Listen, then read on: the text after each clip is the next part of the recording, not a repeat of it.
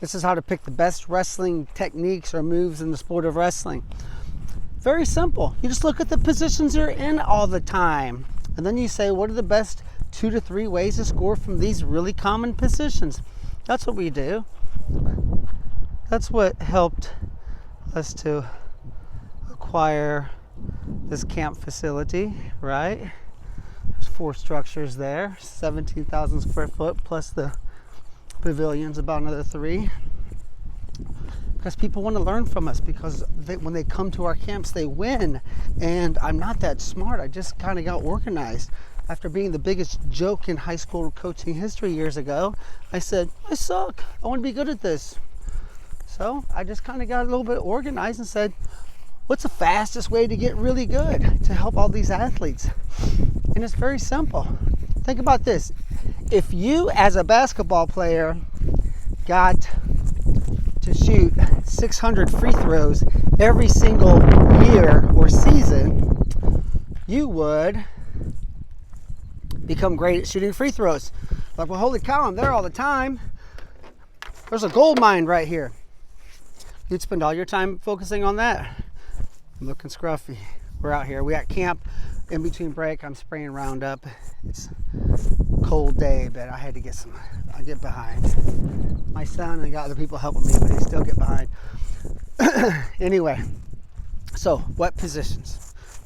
You're going to have, your opponents are going to grab your neck with a collar tie. No less than 6 to 8 times per match. Probably 12, 13, 15 times a match.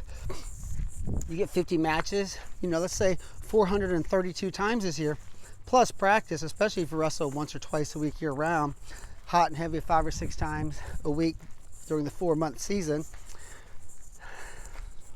2,011 times this year. If someone grabs your head with a collar tie, you say, I got 2,000 chances to score from here. You're going to have 600 front headlocks a year. You're going to stand up, plus practice, 264 times this year. If you break the hands, you get an escape. You stand up, your opponent's behind you, hands are locked, right? So there's another common position. I hit a single leg, my partner sprawls on top of me, which is not a bad position, by the way. We're taught that is a bad position, which is not. We have other videos explaining that. Some of us don't shoot. You get mad because your kids don't attack the legs, but you taught them that when they shoot and someone sprawls on them, that they're in bad position. It's not true, right? Now, if I attack the legs and get stuck in a front headlock, that's a 0% shot, 100% sprawl. But if I get in 60%, my opponent has 40% sprawl, I can wrestle from there, right? You're not going to blow through everybody. Either way, I get to a single leg, partner sprawls on my back. Guess what? I'm going to do that in a match, 50 matches a year, let's say 137 times. So guess what? There's another common position. So when you have all these common positions and you map them out, you have thousands of scoring opportunities. Now, you say, well, I can look on YouTube and I can find 17 ways to score from a front headlock. No.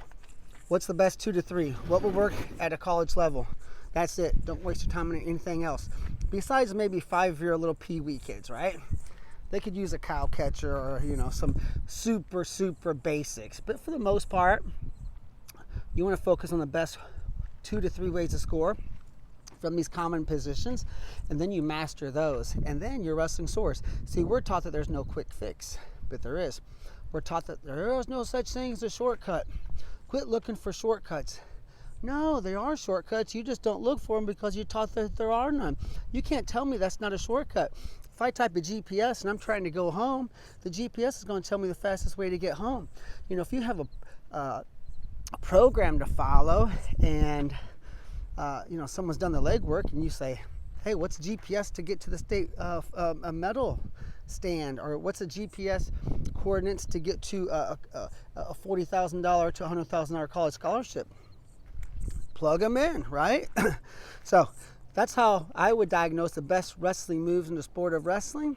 And we have information on our site. I'm not here to sell you on what we have going on. You can check out purlerwrestling.com if you have interest. But what I'm saying here is truthful And I really think that you should focus on getting yourself organized from a technique standpoint. Not that wrestling is just about technique, but it's a very good starting point. Good luck.